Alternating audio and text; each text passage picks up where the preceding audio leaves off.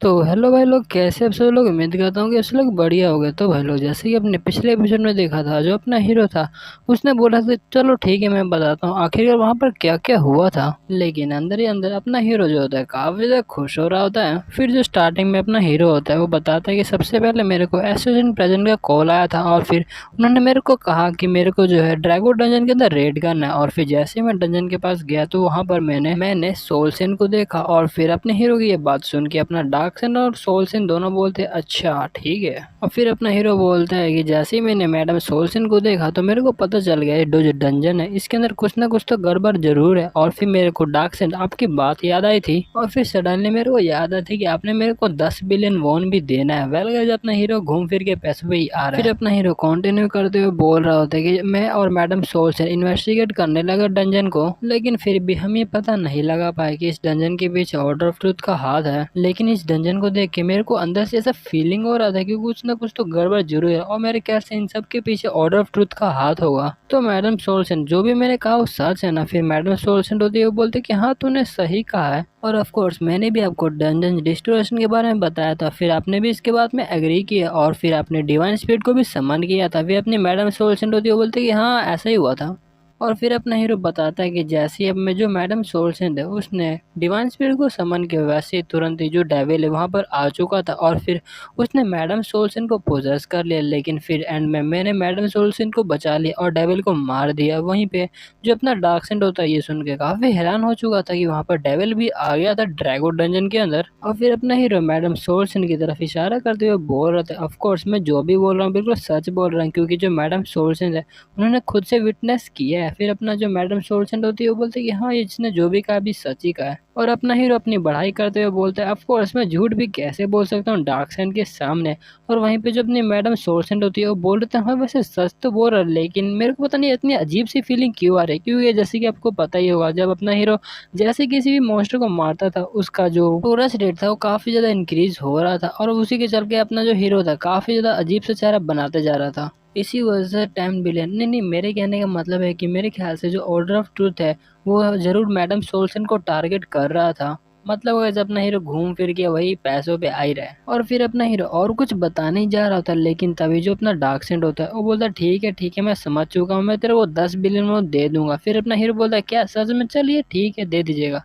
फिर जो अपनी सोल्सन होती है वो अपने हीरो को बोलती है रुको जरा, तुमने कहा कि जो ऑर्डर ऑफ ट्रूथ है वो मेरे को टारगेट कर रहा है, तुम्हारे कहने का मतलब क्या है। फिर जो अपना डार्कसेंड होता है वो बोलता है कि जैसे इस ब्रैट ने कहा ये बिल्कुल सच कह रहा है, जो ऑर्डर ऑफ ट्रूथ है वो आपको टारगेट कर रहा था, मतलब सोल्सन तुम्हें टारगेट कर रहा था। और अगर मैं ध्यान से सोचूं तो ये सिर्फ तुम्हें ही नहीं बल्कि जो कैटलिज्म हीरो के सारे हीरोज को टारगेट कर रहा है, सबको एलिमिनेट करने की कोशिश कर रहा है वो। और यही बात सुन के जो अपने सोल सेंट होती है वो काफी हैरान हो चुके थे और बोल रहे थे क्या पर ऐसा क्यों, आखिरकार वो सब ऐसा क्यों कर रहे हैं। फिर जो अपना डार्क सेंट होता है वो बोलता है पहले इसका रीजन तो मेरे को नहीं पता लेकिन जो ऑर्डर ऑफ ट्रूथ है उसने मेरे को भी धमकी दी है। और फिर जो अपोस्टल ऑफ टेम्पेस्ट था वो पर्सनली मेरे पास आया था मिलने के लिए और उसने मेरे को भी धमकी दिया। वेल धमकी क्या, उसने तो मेरे पर जानलेवा अटैक भी किया था। ये सुन के जो अपनी सोल्सेंट होती है जो अपना हीरो होता है काफी हैरान हो चुका था और अपना हीरो जो होता है मन में बोल रहा होता है कि जो ऑर्डर ऑफ ट्रूथ है वो तो डायरेक्टली मतलब सीधा सीधा अपने सारे कैटलिज्म हीरो को मारने की कोशिश कर रहा है। इवन जो पोस्टर ऑफ टेम्पेस्ट है वो तो पर्सनली खुद मार रहा है, मतलब यहाँ पे काफी बड़ी गड़बड़ हो सकती है।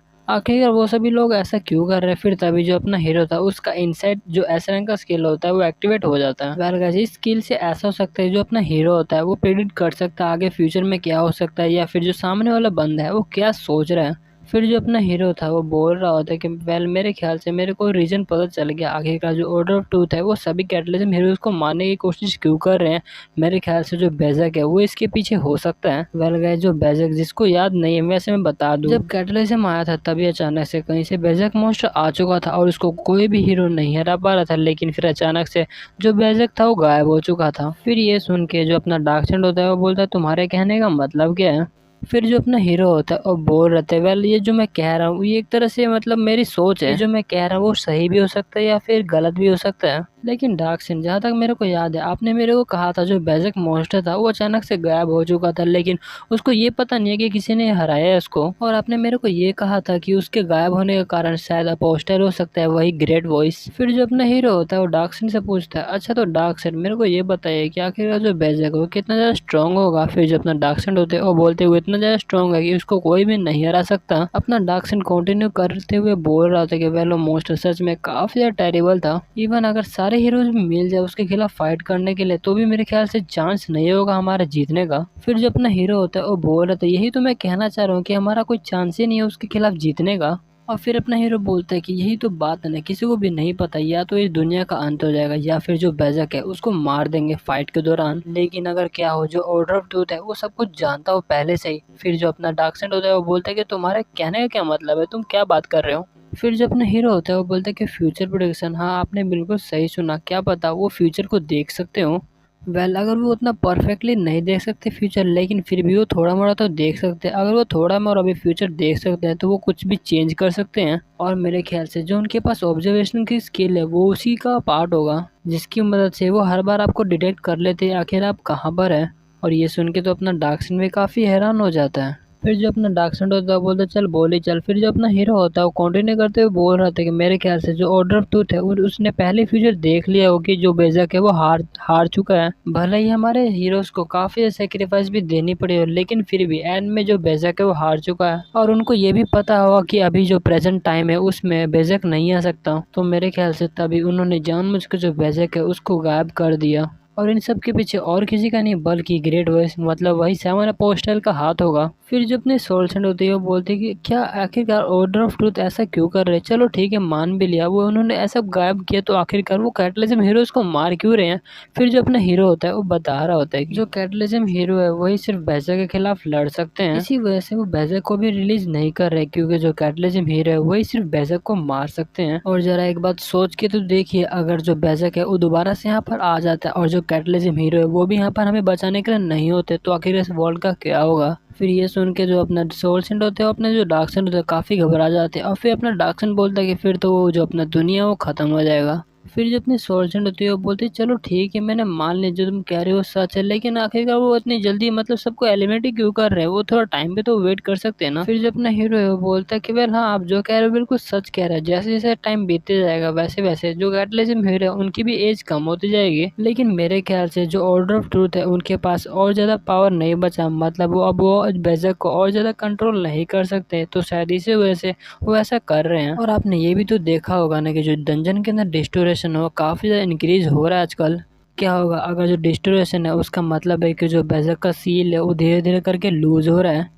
यहाँ पर मैं दो पॉसिबिलिटी सोचता हूँ, या तो जो बेज़क है उसका सील धीरे धीरे करके लूज हो रहा है, इसी वजह से जो डंजन है उसमें आजकल काफी ज्यादा डिस्टोरेशन देखने को मिल रहा है, या फिर उनको पता चल चुका है आखिरकार जो बेज़क का पावर है उसको यूटिलाइज कैसे कर सकते हैं। और शायद ये दोनों पॉसिबिलिटीज भी हो सकती हैं। लेकिन जैसे कि मैंने आपको पहले भी कहा है मैं इस बात के लिए श्योर नहीं हूँ, क्योंकि आजकल जो जैसा ऑर्डर ऑफ ट्रुथ काम कर रही है उस हिसाब से मैंने बताया है। क्योंकि अगर मान लो जो ऑर्डर ऑफ ट्रूथ है वो इविल ऑर्गेनाइजेशन है, तो आखिरकार जो पास्ट टाइम है उन्होंने आम लोगों की इतनी मदद क्यों की, आखिरकार क्यों अपने इतने सारे सेक्रीफाइसेस दिए थे हीरोज को बचाने के लिए। अगर वो चाहते तो वो उस टाइम कुछ भी ना करते और सिर्फ बैठे रहते, तो आखिरकार उन्होंने अपनी सेक्रीफाइसेस क्यों दी थी उस टाइम। इसी वजह से मैं कह रहा हूँ यहाँ पर काफ़ी सारी जो ऐसी चीज़ है जो कि मिसिंग हो रही है, क्योंकि हम जो है ऑर्डर ऑफ ट्रूथ के बारे में काफ़ी कम जानते हैं, तो मैं सीधा कंक्लूजन पर नहीं आ सकता आखिरकार जो ऑर्डर ऑफ ट्रूथ है वो अच्छी है या फिर बुरी। वहीं पे जो अपना डार्कसेंड होता है वो अपने हीरो की इन सभी बातों को सुन के मन में बोल रहा था, जो भी इस ब्रैट ने कहा वो मेरे को लग रहा है एकदम रिडिकुलस है, लेकिन अगर इस ब्रैट ने जो भी सच कहा जो बेज़क है वो अभी के टाइम में यहाँ पर आ जाता है फिर तो कोई भी उसको नहीं हरा सकता। बेज़क के आने के बाद बिल्कुल वैसे ही सीन हो जाएगा जैसे कि पास्ट टाइम हुआ था, मतलब चारों तरफ खून ही खून। लेकिन मेरे को ये नहीं पता कि मैं क्या कहूँ, क्योंकि ये जो बच्चा है वो काफी ज्यादा कमाल का है, आखिर मैं इसको क्या कहूँ। तभी जो अपना हीरो होता है वो डार्कसेंड से पूछता है अच्छा तो डार्कसेंड अब आप क्या करने वाले, आपकी प्लानिंग क्या है। फिर जो अपने डार्क सेंड होता है वो बोलते हैं वेल मैं इस बात के लिए श्योर तो नहीं हूँ, क्योंकि पहले तो मैं बेज़क के ऊपर